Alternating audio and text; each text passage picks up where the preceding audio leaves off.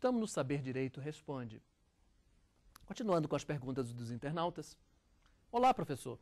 Qual o sentido do vocábulo política quando mencionado no curso? Nós estamos referindo exatamente a um conjunto de ações, a um conjunto de atribuições emanadas do Estado. É por isso o sentido da expressão política, sempre no sentido grego da palavra, no sentido da administração da cidade-estado grega. Então, por isso nós temos administração de recursos humanos, administração de materiais, administração nesse sentido. Então, qual é a política correspondente? A política de recursos humanos, a política de gestão de pessoas, a política da gestão de materiais, a política externa, a política da seguridade social. Isto sempre a cargo dos órgãos e entidades da administração pública. Pergunta seguinte, professor, não mais se deve utilizar a expressão servidor público civil. Por quê? A expressão servidor público civil, em face da expressão servidor público militar, rigorosamente falando, ela não mais existe na nossa Constituição. É que, com a reforma constitucional da emenda número 19, posteriormente a 20, nós tivemos a extinção dessa expressão servidor público civil.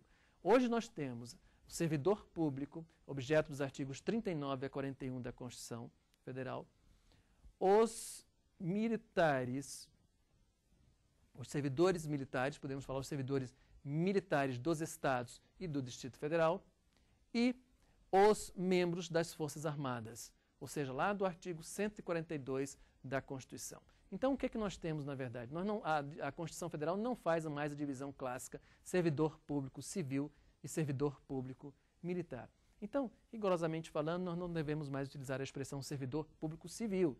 Nós podemos manter o uso da expressão servidor público, porque exatamente nós temos os servidores públicos objeto do artigo 39 a 41 da Constituição, os militares dos estados e do Distrito Federal e os membros das Forças Armadas. É essa divisão clássica hoje da nossa Constituição Federal em relação à nomenclatura, em relação à terminologia utilizada para o elemento humano da administração. Eu sempre digo, nós não podemos tocar o Estado. O Estado é um ente abstrato, mas é um Estado em si. O Estado por si só tem uma grande força, um grande poderio, ele é poderoso. Nós podemos tocar no elemento humano da administração. Mas, então, esse elemento humano, essa divisão, essa classificação dos agentes públicos na Constituição, ela simplesmente utiliza da expressão servidores públicos, estricto sensu, os militares dos estados do Distrito Federal e os membros das Forças Armadas, que nós também conhecemos usualmente como militares. Vejamos a próxima pergunta. Professor Salomão, deve haver possibilidade de recurso administrativo nos concursos públicos? Sim, deve haver a possibilidade de recurso administrativo nos concursos públicos. Isto é da essência do Estado democrático de direito, possibilitar ao candidato a revisão de sua nota, a revisão do seu posicionamento, da sua prova perante um concurso público. O Estado democrático de direito pressupõe o recurso, até porque esse Estado também pode errar. Esse Estado também pode cometer uma injustiça, pode cometer uma ilegalidade. E nada melhor do que um recurso para sanar este vício, sanar esta irregularidade. Portanto, é da essência do Estado democrático, e aí nós incluímos a expressão de direito, incluímos, na verdade, a expressão Estado democrático no Estado de direito, porque nós podemos ter Estados de direito que não são necessariamente Estados democráticos. O Estado democrático de direito pressupõe a abertura desse Estado, pressupõe a publicidade, pressupõe que esse Estado sempre deve agir na máxima publicidade. As suas decisões não devem ser decisões sigilosas, escusas. Não, esse Estado sempre, é claro que muitas das vezes o sigilo deve ser resguardado até pelo interesse público, mas em um concurso público, que é a essência do concurso público, como eu dou um exemplo, do mais republicano possível. É da essência da República o concurso público. É o instituto, talvez, dos mais republicanos, o concurso público. Então, ele deve sim possibilitar o recurso. Passemos agora para uma próxima pergunta. Olá, professor. É legítima a manutenção do cadastro reserva nos concursos públicos?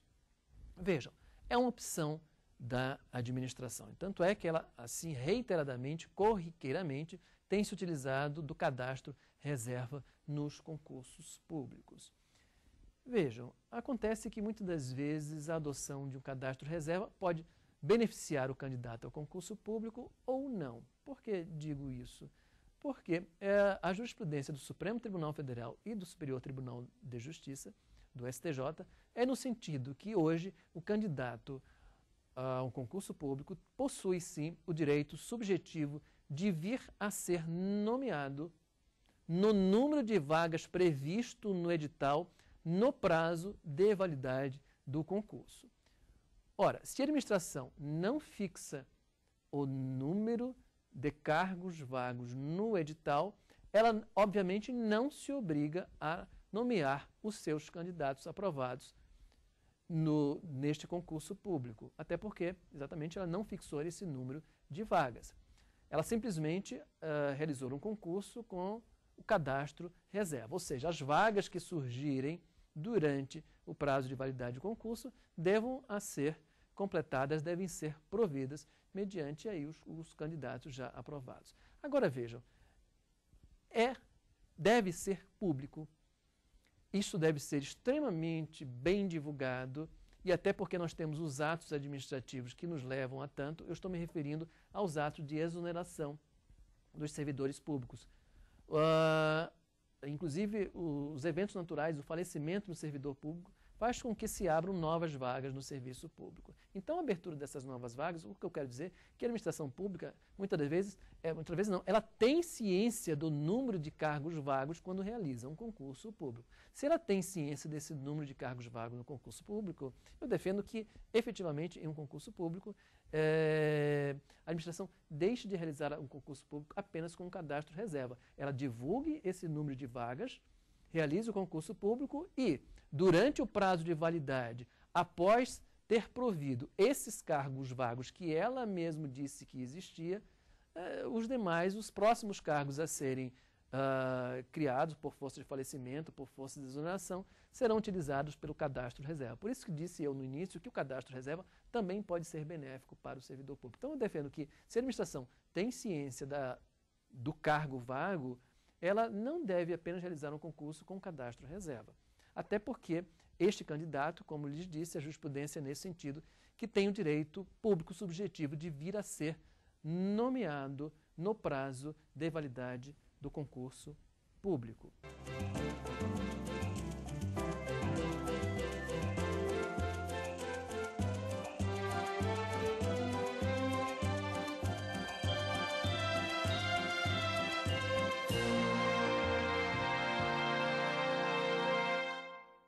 Muito bem, passemos para mais um bloco de perguntas. Olá, professor Salomão. Quem já é servidor público deve ter cuidado com a data da posse e exercício no novo cargo que vai assumir após ter sido aprovado em concurso público? Por quê? É muito interessante essa pergunta. Até porque muitas das vezes acontece uma situação bastante interessante. Posse e exercício numa sexta-feira. Eu me refiro a um servidor público, ou seja, que já é detentor de um cargo público, venha submeter a um novo concurso público, venha a ser aprovado e vai tomar posse e entrar em exercício no novo cargo público. Ele venha a ser informado pela administração deste novo cargo público que a sua posse vai se dar numa sexta-feira às 17 horas da tarde, às 17 horas. Muito bem. E aí o servidor toma posse, ele precisa sempre indagar a administração. Aquela sexta-feira estaria se dando também a posse e o exercício, ou apenas a posse e aquela informação? O senhor pode vir então na segunda-feira às 8 horas da manhã. Será que segunda-feira às 8 horas da manhã é quando necessariamente irá aquele servidor entrar em exercício? Veja, na verdade é um momento distinto. Nós temos a posse, depois nós temos o exercício. Voltando um pouco antes, nós temos a homologação do resultado do concurso. Depois, nós temos o ato de nomeação daquele servidor. Depois, nós teremos o provimento, efetivamente, com a posse e, posteriormente, com o exercício. O que marca ou seja, o espaço aí temporal aí que nós teremos a contraprestação remuneratória é efetivamente o exercício e não a posse. Muito bem. Então, qual é este cuidado que o servidor deve ter? É que muitas das vezes a administração não informa a esse novo servidor que a sua posse só está se dando, na verdade, só estará se dando na segunda-feira. Então, o que acontece? Para evitar uma acumulação de cargos, o servidor público pede a exoneração do seu cargo efetivo a partir daquela sexta-feira. E ele, imaginando que a partir daquela sexta-feira ele já estaria entrado em exercício. Quando, na verdade, muitas das vezes o que acontece é a simples posse, é aquele evento solene posse, e quando não se tem ali no termo de posse, o correto seria termo de posse e exercício. Quando o exercício vai se dar apenas na segunda-feira, o que aconteceu? Ele simplesmente interrompeu o seu tempo de serviço. Ele deixou de ser servidor público sexta, sábado e domingo. E aí ele poderá ter consequências graves em relação ao seu tempo de serviço. Poderá ser interrompido, ele não levará aquele tempo de serviço anterior para as férias. Digamos que ele tenha ficado 11 meses em exercício, ele terá que recomeçar. Tem toda a questão remuneratória, então é muito importante que o servidor fique atento à data da posse e o exercício, ou seja, se esse exercício coincide ou não com a posse. Essa situação que eu coloquei numa sexta-feira, porque é muito comum isso, a posse na sexta-feira e a entrada em exercício apenas na segunda-feira. Então, e ele teve que pedir exoneração do seu cargo anterior, porque senão ele iria acumular, seria uma questão de acumulação de cargos. Como não se permite a acumulação, ele solicitou essa exoneração a partir de sexta-feira. Então, na verdade, ele ficou no cargo anterior até quinta e sexta a partir do novo cargo. Só que, na verdade, o exercício que marca mesmo é o exercício, é quando nós temos a contraprestação remuneratória e não a posse. Então, ele deixou de ser servidor público na sexta, no sábado e domingo. Isso poderá ter consequências terríveis na sua vida funcional. Muito bem, passemos a uma próxima pergunta. Professor, tecnicamente está correta a expressão responsabilidade civil do Estado? Rigorosamente falando, a expressão responsabilidade civil do Estado ela é muito usual, muito corriqueira. Mas eu defendo que seria melhor que nós utilizássemos a expressão responsabilidade extracontratual do Estado. É certo que a responsabilidade extracontratual do Estado tem sua origem no direito civil, na chamada responsabilidade civil. A responsabilidade civil é um tema típico do direito civil. Todo aquele que causa dano a outrem há de reparar este dano. Agora, aqui nós não estamos diante de uma responsabilidade de índole contratual. Nós estamos diante de uma responsabilidade que não diz respeito a um contrato. Esse Estado, ele também descumpre um contrato, pode vir a descumprir um contrato. Esse descumprimento do contrato, por esse descumprimento do contrato, não incidirá essa responsabilidade que nós estamos referindo. Essa é a responsabilidade objeto do artigo 37, parágrafo 6º da Constituição, que diz respeito que o Estado e as concessionárias de serviço, prestadores de serviço público, as pessoas jurídicas de direito privado, serão responsáveis pelos atos que nessa qualidade causarem dano a terceiros. Essa é a responsabilidade extracontratual do Estado. Então, seria melhor usar o termo extracontratual e não ter um termo civil, porque esse termo civil daria a entender que seria uma responsabilidade de índole puramente civil, e não é o caso. Essa responsabilidade é de direito público, de direito administrativo. A próxima pergunta. Professor Salomão, pode haver, em tese, um conflito de decisões entre o presidente e o vice-presidente da República? Por quê? Sim, pode haver em tese. O nosso sistema, o sistema de substituição temporária do presidente da República quando se ausenta, em viagem ao exterior, quando se ausenta ao exterior, eu digo que é um sistema obsoleto, um sistema arcaico. Por quê? Isso fazia sentido no século XIX, no século XVIII, quando qualquer afastamento se demorava vários dias, a viagem era de navio, etc, etc, etc. Eram viagens longas, demoradas.